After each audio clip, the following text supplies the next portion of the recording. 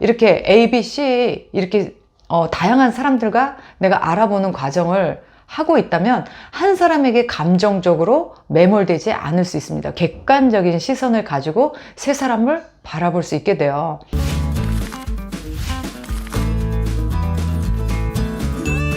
우리가 뭐 사람을 만났을 때 3초 안에 그 사람이 나와 이성관계로 발전할 것인지 아닐 것인지 우리가 본능적으로 판단을 하게 된다 그러잖아요.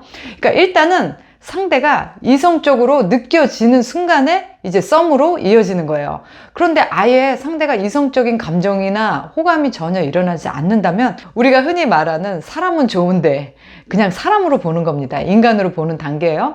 자, 썸이라는 것은 그야말로 알아가는 단계입니다. 그 사람의 가치관이 어떤지, 또 그동안에 살아왔던 삶의 배경은 어떠한지, 또 어떤 삶의 철학을 가졌는지, 무엇을 좋아하는지, 무엇을 싫어하는지, 그야말로 그 상대에 대한 정보를 수집하는 시간을 우리가 썸이라고 하는 거예요. 그런 여러 가지 조건들을 내가 다 알고 또 나에게 적용하고 맞춰보면서 이 사람이 나와 연인 관계 또는 좀 더 이성적인 관계로 발전을 했을 때 우리가 잘 맞게 정상적인 건강한 연인 관계가 될 것이냐 아닌가, 이 두 가지를 보는 거에는 물론 조건도 있고 느낌도 있겠지만 이 썸 타는 단계에서는 이 두 가지를 다 촉을 세워서 그 사람과 나의 관계를 한번 이렇게 시뮬레이션 해보는 거예요. 그래서 많은 분들이 그래요. 그럼 썸을 타고 있으면 한 사람만 만나고 그 사람에게만 집중해야 되는 걸로 알고 계시는 분들이 많으시거든요. 근데 아니에요. 저는 썸은 여러 사람이랑 타봐도 된다고 생각해요. 많은 질문과 서로의 대답을 통해서 탐색을 하는 과정입니다. 그러면 예를 들어서 이 사람하고만 썸을 타면 이 사람에 대해서 객관적인 시선을 갖기가 사실 굉장히 힘들어요. A라는 사람을 내가 알아가 보고 있는데 B라는 사람을 또 어떻게 소개를 받았다, 알게 됐다 했을 때 B하고도 알아가 볼 수 있어요. C가 하고도 알아가 볼 수 있어요. 단 여기서 조심하셔야 될 것은 A와 B와 C에게 내 마음 표현을 하면 안 되는 거예요. 나 당신도 좋습니다. 나 당신에게 관심 있어요. 당신은 정말 나에게 이성적으로 매력 있는 사람이에요. 이렇게 내 마음을 표현하면 안 돼요. 그거는 이제 양다리가 되는 거예요. 내 마음을 적어도 표현하지 않고 천천히 조심스럽게 알아가 보는 듯한 그런 이미지를 상대에게 풍긴다면 아무 문제가 없습니다. 그렇다고 해서 내가 사실은 저요 B도 만나보고 C도 만나보고 D도 만나보고 있는 중이에요, 이렇게 뭐 말을 해도 되고 안 해도 되지만 저는 굳이 말할 필요는 없다라고 생각해요. 그렇게 내가 A, B, C, D 여러 사람을 쇼핑하고 있다라는 그런 느낌을 A가 알아서 좋을 게 뭐가 있겠어요. 기분이 보통 나쁜 게 이제 우리 보통의 사람들입니다. 물론 그 A와 B와 C도 다른 사람을 알아가 볼 수 있습니다. 저는 왜 이렇게 동시에 여러 사람과 썸을 타보는 게 좋다라고 생각을 하냐면, 한 사람하고 예를 들어서 썸을 타보는 거 사실 굉장한 감정 투자를 해야 되는 거거든요. 나에 대한 정보를 알려야 되고 또 나도 상대에 대한 많은 내적 외적 정보를 읽어야 되기 때문에 상당한 감정 투자가 들어갑니다. 그런데 남녀의 관계라는 것은 사실 이 감정이 지배를 하는 구조예요. 우리가 아무리 머릿속으로는 알고 있지만 내 감정이 어떠냐에 따라서 똑같은 말도 어느 때는 굉장히 달콤하게 들리고 또 어느 때는 굉장히 감정이 상하게도 들릴 수 있어요. 한 사람하고만 썸을 탄다면은 그 감정에 내가 되게 매몰될 수가 있어요. 이 사람의 태도나 반응에 따라서 내가 이성적이지 않을 확률이 굉장히 높다는 거죠. 세 사람과 함께 썸을 타보다 보면 나는 무엇을 좋아하는 사람인지, 또는 나는 이성적인 관계에 있어서 어떠한 사람인지 굉장히 잘 알게 돼요. 내가 사회인으로서 또 가족의 일원으로서 나는 내가 알고 있는 그런 모습일 수 있지만 내가 여자로서의 나의 모습은 이성을 만나야지만 알 수 있거든요. 내가 어느 때 어떤 부분에서 남자에게서 이성에게서 따뜻함을 느끼는지, 그리고 어떤 부분에서 남자에게 이성적인 매력을 느끼는지, 이렇게 여러 사람하고 한번 썸을 타봐 보면서 우리가 사실 비교라는 걸 할 수 있게 돼요. 이 사람은 이럴 때 이 부분을 이렇게 받아들이는구나, 이 사람의 이러한 분위기와 표정과 태도는 나의 마음을 이렇게 움직이는구나, 이렇게 여러 사람을 통해서 나 자신을 알아갈 수 있고 상대를 객관적으로 볼 수 있기 때문에 이 썸 타는 과정은 제가 추천하기에는 한 사람이 아니라 두세 사람과 함께 해보시기를 권해드립니다. 하지만 그 정도를 잘 지키셔야 돼요. 여기서는 적어도 이성적인 스킨십을 하시면 안 돼요. 그렇지만 만약에 A랑 내가 스킨십도 좀 진도가 나가고 좀 서로가 뭐 그런 걸 좋아해서 합의하에 예를 들어서 뭐 잠자리도 했다고 해요. 그러면 B하고 C는 적어도 하면 안 되겠죠. 모르겠어요. 서양 문화에서는 해도 됩니다. 서양 문화에서는 썸 타면서도 잠자리 할 수 있어요. 잘 수 있어요. 이 사람하고도 자보고 저 사람하고도 자보고 이 사람하고도 자보고.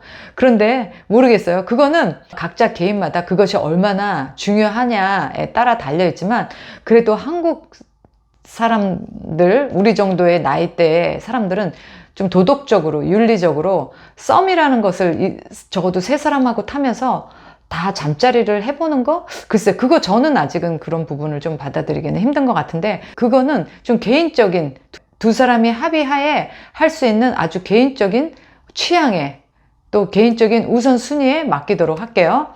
자, 그래서 저는 이 썸 단계에서는 될 수 있으면 서로가 선을 넘지 않는 선에서 서로가 언제든지 알아봤는데 우리는 좀 아닌 것 같아요 라고 말할 수 있을 때 상대에게 황당함을 주지 않을 수 있을 만큼 서로 예의와 선을 지켜서 알아가보는 분위기와 간격을 잘 유지하신다면 썸은 여러 사람과 타도 좋습니다. 자, 그렇게 썸으로 잘 알아봤는데 이 사람 괜찮아요? 마음에 들어요? 자, 그러면 이제 관계가 한 단계 발전을 해야 되겠죠?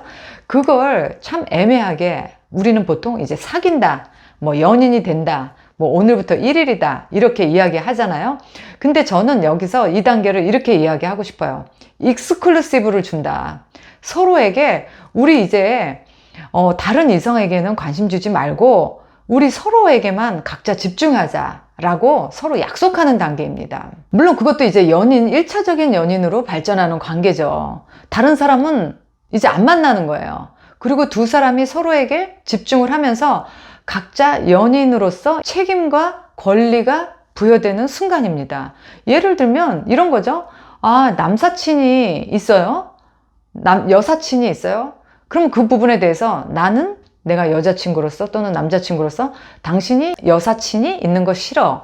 당신이 남사친을 너무 많이 만나는 거 싫어. 이렇게 말할 수 있는, 그게 이제 나의 권리죠. 내가 여자친구나 연인으로서 내가 말할 수 있는 그런 권리가 주어지는 것이 바로 서로에게 독점권을 준 것입니다.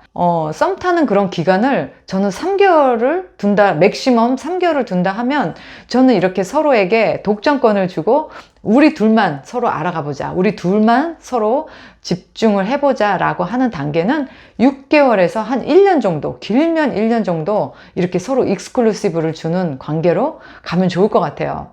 그러면 서로에게 집중해서 서로 연인으로 관계가 발전이 되면 그때야말로 서로의 애정과 신뢰를 집중적으로 확인하는 시간입니다. 이 사람이 정말 나와의 약속을 잘 지키는지, 말과 행동이 일치하는 사람인지, 그리고 서로에게 변함없는 애정과 관심을 주는지, 서로 인정하고 칭찬하고 감사할 줄 아는 이런 정상적인 건강한 연애를 할 수 있는 사람인지를 알아가 보는 과정을 갖는 거예요. 1년 동안, 6개월에서 1년 동안. 어떤 사람은 이런 단계에서 관계가 점점 무르익고 깊어지고 서로에 대한 신뢰가 상승하고 이런 사람이 있는가 하면 어떤 사람들은 정식으로 이렇게 우리 서로에게만 집중해보자 라고 하는 단계에서 또 실망을 하게 되는 경우도 많습니다. 썸 단계에서 정보를 통해서 확인해봤다면 이때는 사실은 실질적인 행동을 통해서 확인해보는 단계라고 할 수 있어요. 정말로 이 사람이 나와 잘 맞고 또 어떤 문제가 생겼을 때 서로 그 문제에 대해서 타협하고 갈등을 풀어나가는 그런 방식들, 이런 것들을 통해서 이 사람과 내가 그 다음 단계로 갈 수 있겠다 없겠다를 판단하는 기준이 바로 저는 이렇게 독점력을 갖는 관계라고 말씀을 드리고 싶어요. 자, 그 다음에 여기서도 이제 관계가 잘 됐어요. 그 다음 단계는 이제 우리 가족과 지인과 또 나의 친구들에게 이제 이 사람을 나의 보이프렌드, 걸프렌드라고 공개하는 단계입니다. 그야말로 공식적으로 우리는 이제 연인이야. 우리는 누가 봐도 서로 사랑하고 앞으로 남은 인생을 함께 할 수 있는 그런 가능성이 있는 사람들로 인정해달라는 주변에 공표를 하는 시간입니다. 어떤 분들은요, 사실 연인이 돼서 바로 가족이나 또 뭐 친구, 뭐 지인들한테 막 바로 공개를 하는 사람도 있어요. 또 어떤 사람들은 사귄 지 1년이 지나도 절대 자기 주변의 사람들한테 공개를 안 하는 사람들이 있어요. 근데 그게 적정한 시기가 있어요. 그 적정한 시기를 마땅히 지키지 않고 너무 빨리 주변에 또는 가족에게 보여준다든지, 또 시간이 지나도 절대 내 주변에 공개하지 않는다면 상대 이성은 또 상처를 받을 수 있어요. 또 어느 때는 너무 빨리 내 주변과 내 친구와 가족에게 공개를 했기 때문에 사실 갈등이 와서 헤어져야 될 때 그렇게 주변에 이미 알려져 버린 두 사람의 관계 때문에 또 이러지도 못하고 저러지도 못하는 그런 곤란한 상황을 맞이하는 분들도 저는 많이 봤습니다. 남녀의 관계라는 것은 절대로 빨리 서둘러서 유리할 것이 없습니다. 천천히 갈수록 좋아요. 천천히 갈수록 서로 상대에 대한 신뢰와 또 존경과 사랑이 더 무르익을 수 있는 환경이 더 될 수 있기 때문에 절대로 급하게 가시면 안 됩니다. 그리고 또 그 단계를 잘 거쳐서 주변의 친구나 또 가족이나 아는 지인들한테도 우리 두 사람 다 인정받을 수 있고, 지인들이나 친구나 가족을 통해서 또 이 나의 연인을 더 확실하게 더 자세하게 알아갈 수 있는 그런 또 기회가 될 수 있어요. 그런 기회를 다 잘 거치고 났다면 드디어 이제 우리 두 사람이 함께 할 수 있는 시간이 되는 겁니다. 저는 보통 재혼은 한 3년 정도 사귀어보고 하라고 하는데요. 뭐 동거도 이제 연애 교제 기간으로 들어갈 수 있겠죠.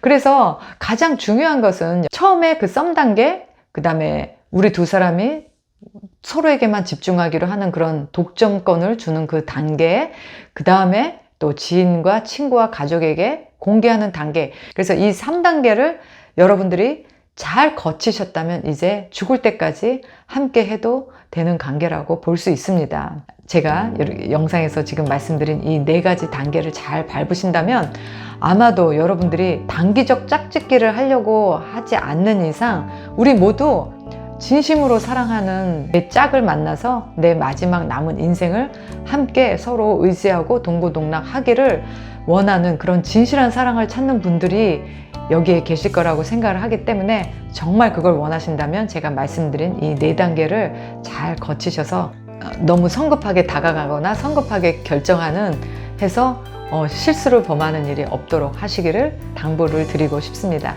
오늘 영상이 도움이 되셨기를 바라고요. 좋아요와 구독 부탁드릴게요. 다음 시간에 또 뵙도록 하겠습니다. 바이.